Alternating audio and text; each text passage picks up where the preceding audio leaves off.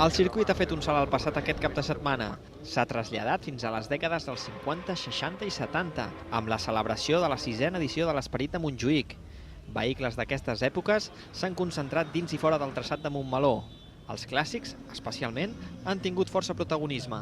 Vinc amb un Garbí, que és una rèplica de Lotus 7, dels anys 83 al 86, i vinc a passar-m'ho bé, vinc a donar unes voltes amb regularitat, que no és velocitat, i la veritat és que venim a marcar un temps per volta i intentar-ho fer-ho cada vegada igual.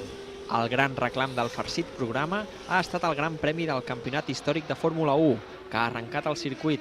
Han desfilat monoplaces de la coneguda època daurada de l'automobilisme, una cita que per als aficionats ha servit per escalfar motors de cara a la Fórmula 1 del segle XXI, que arribarà al maig a Montmeló. Estem fent escalfament pel 14 de maig, no? El Gran Premi és el 14 de maig, que estarem aquí fitxant, com ja portem Quants anys fa que venim, Pau?